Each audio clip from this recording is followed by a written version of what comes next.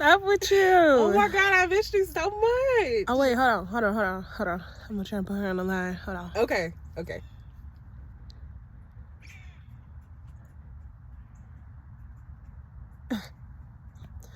Hey. You see my hair?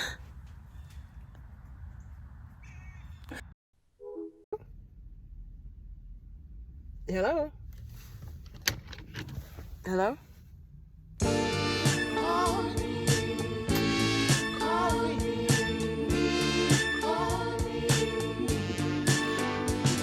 What a beautiful time we had together. Now it's getting late and we must leave each other. Yeah. Just remember the time we had and how right I tried to be. It's all in the day's work, calling, losing your love. There you go. Hey, I'm looking for you. I was looking for me too. I ain't gonna lie. Let me sit down real quick. Hold on. Okay. It's better. Yeah. I was trying to find me too. I was trying to find you, but I had to find me first. I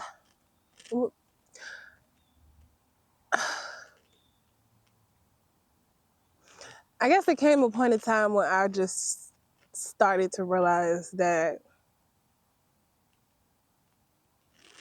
the me I wasn't resonating with me anymore. And I felt like I had a lot of this earth on top of me. Like all these ways that I was trained to think or programmed to think from birth that just began to feel like it wasn't me anymore. You know what I mean? And it was really hard trying to figure out what was and what wasn't me. Because I don't think it was ever a point I wasn't me. I think it was just a process of becoming more me, if that makes sense. I guess like I started to think about my pain and my trauma that like came from relationships or past experiences with families, friends. And that trauma did begin to shape me in a way. And I want to recognize that I was never a bitter or angry person and not open to new relationships or new people. But the trauma shaped the way I moved. It shaped the way I entered a room and how I moved through a room. And I think a big part of me was in denial of how that hurt was shaping me and how deep the hurt was. And, you know, me ignoring it and just trying to keep going and trying to push forward and, you know, just make the best of the situation. It wasn't helping. I don't know about you guys, but me, when I let things sit and fester, they just become bigger than they initially were. And I didn't like it because I wanted to become the woman that I desired, that I dreamed of. And she wasn't an angry woman. She was not a woman who, you know, held on to hurt. And I had to figure out how to become her. Y'all hear the birds and the animals outside. They trying to be a part of the video too. So, but yeah, it just like I would make myself smaller in certain rooms if I felt that I didn't deserve to speak or what I had to say wasn't important enough in the room based off the people that were in the room.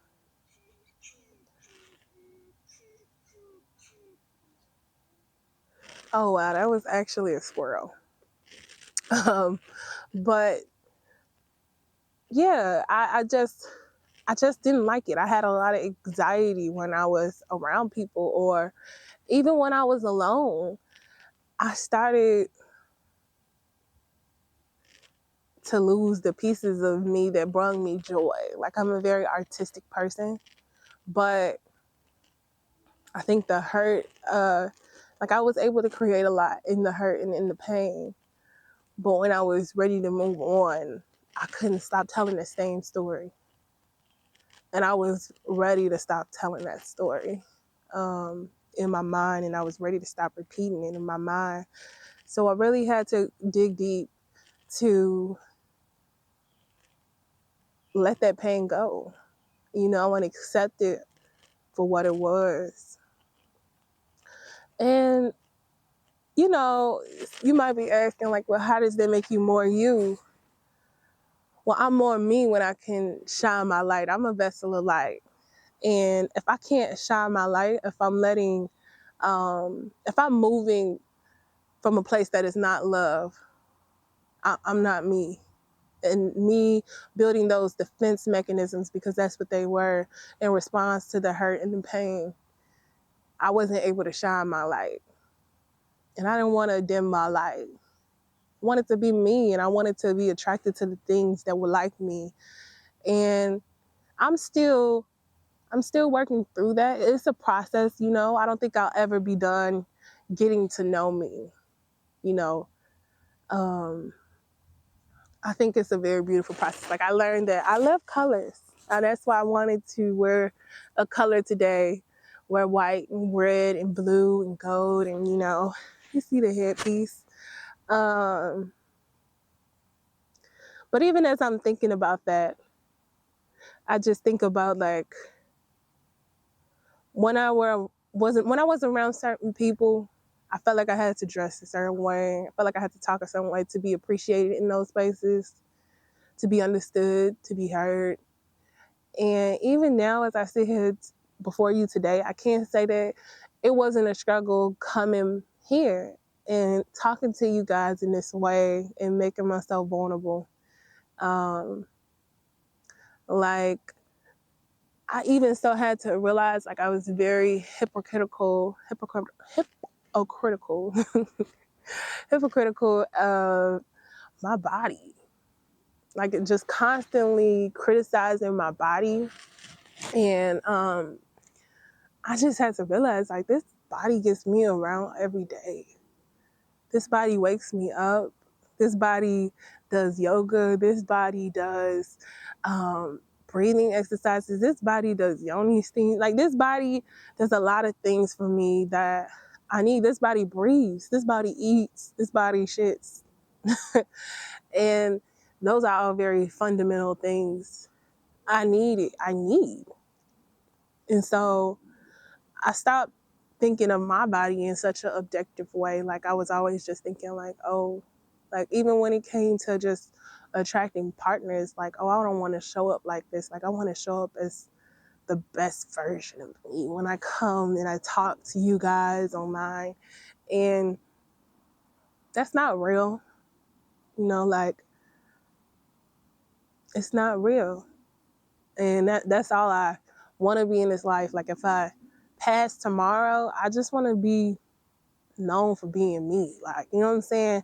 I want to be loved by people who love me for me in every single season. And I feel myself getting emotional because honestly, I didn't write this part. Like, I try to make these organized for you guys, but um, I didn't even see myself just exposing this much. But I feel that the reason people feel so moved to speak in these spaces and feel so moved to tell their story and to be vulnerable and to cry and to show all this emotion is to attract other people who have light in them, and sometimes seeing somebody else tell their story helps you shine your light, because sometimes we put it on whisper mode. I'm taking myself off of whisper mode. You gotta love me like this, you know. And I've been affirming myself, and it's really hard to be in these spaces and be vulnerable because sometimes I don't always get the best response, but that's okay. You know, it's okay. It's okay. It is okay for us to be human in this space, to show every single emotion just how we feel it and as we are, to know that we're gonna make mistakes, we're gonna fail. I seen a post the other day, and it really resonated with me. And it was talking about, like, you're not a celebrity, but what's a celebrity? But you're not a celebrity. Just don't be so serious. What is this brand? You know, laugh, be silly, giggle, make mistakes. You know, that's what people feel. That's what people understand. You know, that's like, it makes me think about how a lot of people say Beyonce isn't relatable. Not saying that I don't think she is, but some people say she isn't relatable, and I think that is because people don't get to see the trial and error that happens. They believe it's not happening because they don't see it. It's happening though, you know.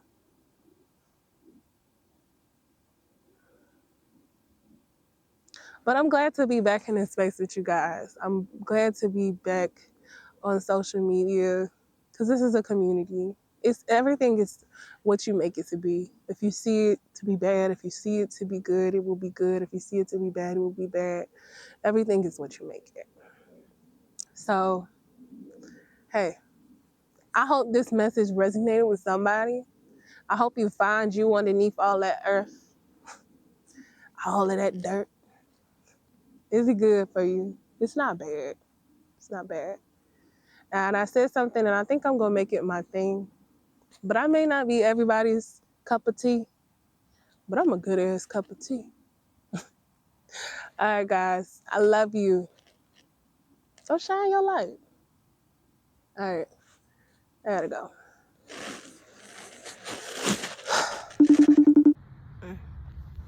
Oh, hey, I thought I'd share a story with you guys. It was a story I told to my little sister, and I was gonna make like a whole production out of it to tell you guys.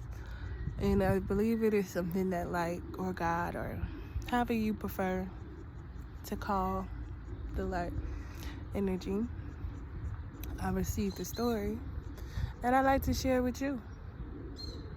I know it is a divine story because it just came to me, and I reminisce on it, and I think about it every time I need to remember that it's okay to be completely me. And so the story goes that there was once 3 mice, and everyone loved these 3 mice wherever they went. People always wanted to be around these 3 mice. They just were so lovable, and everybody loved them, and they loved everyone. And, you know, there were some people who didn't like the mice, but they never really could get to the mice. They never really bothered the mice. Until one day, the biggest, baddest, most wickedest person came to town. His name was Geronimo. And Geronimo was a hurt person. He got hurt many times in the past. And he despised everything. He was just wicked to the core. And one day he decided to go have a drink. And while he was having his drink, in come the 3 mice. And the 3 mice come in, and people just flock around them, and everybody's just so happy to see them. They're just, the whole vibe, energy of the entire space changes when the mice come in. And Geronimo hates this. It just pisses him off. And he decides that he is gonna mess with the mice. He wants to hurt them. And so he calls them out. He says, hey, y'all think y'all better than everybody? And one of the mice stepped forward. Her name was Shiny. And everybody loved Shiny because anytime she came around, she just made people feel better. If they were sad, she just knew how to make them feel better. She could just come around and just light up a person's day, even if they were feeling horrible. And Shiny stepped forward and she told Geronimo, no, we don't think we're better than you. We don't think we're better than anybody.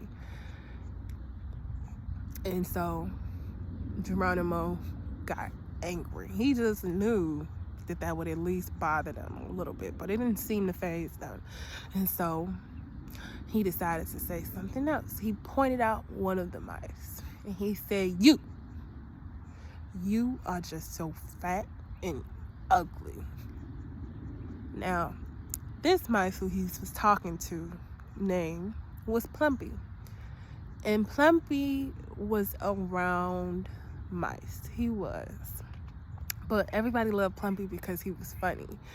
He just was hilarious. And he wasn't ever actually trying. He was just a funny mice.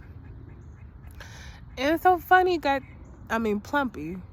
tickled by Geronimo's. And he laughed and he said, well, it's better to bounce those words up off of me.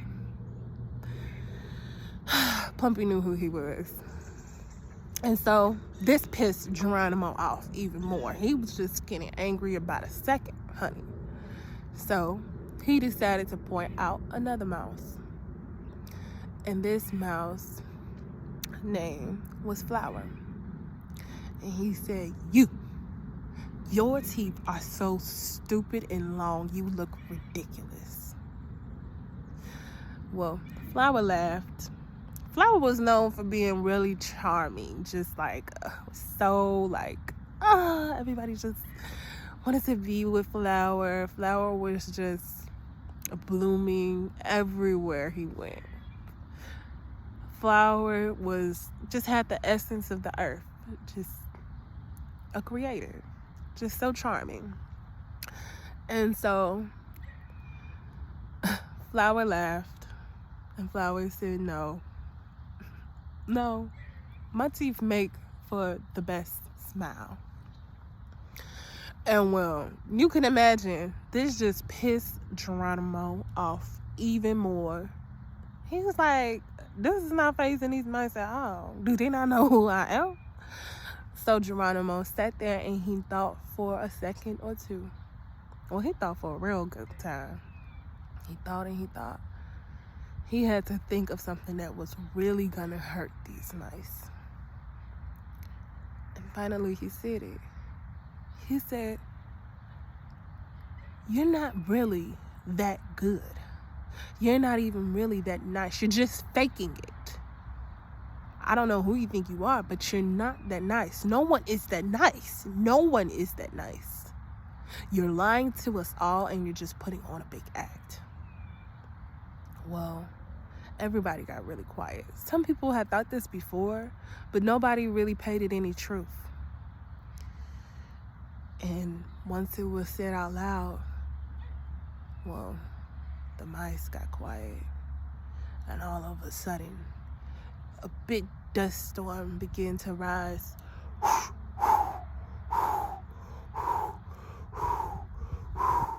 Going round and round and round. All around the mice. Until they couldn't see each other. And then finally, they couldn't even see themselves. And when the dust came down, the mice were blind. Geronimo smiled. And the mice couldn't find each other.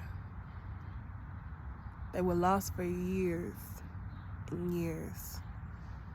And they were very sad. They weren't together, and they spent a long time alone. Until one day, Plumpy decided to go by the water, where him and his family would go and put their feet in and just enjoy themselves and have a good time. And as Plumpy came to the water, he heard a song and it sounded familiar. And he said, "Flower, is that you?" A big gasp Flower took. And somehow, some way, they found their way to each other to hug each other. "Oh, I missed you so much." And then they began to hear a whimpering, a crying noise nearby. And they followed it. And they said, "Shiny, is that you?" And they all began to hug each other. "Plumpy, you're so warm. I forgot how warm you were." Plumpy laughed. And Flower, sorry guys, and Flower, "Your teeth are so smooth." Flower laughed. "Oh, I almost forgot I had teeth." And Shiny, he said, "You always know how to put a smile on somebody's face." And nobody knew where Geronimo had went. Maybe he had went to the next town, or maybe he had just gone away. No one knew. But all of a sudden, the mice could see again. And they sat there together and watched the sun as it came up. I hope that story resonates with you. Or maybe you can think about it. Maybe it provides a different perspective for you. I'm not sure. Anywho, I love you. Have a good day. Or a good night.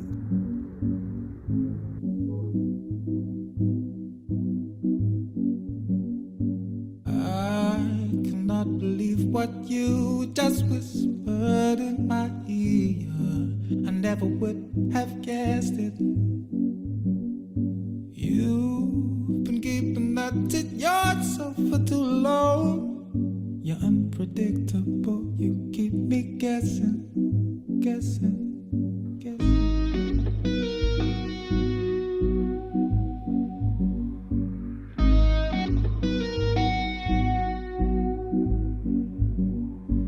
I don't want you thinking you can expect me over anytime I don't expect it.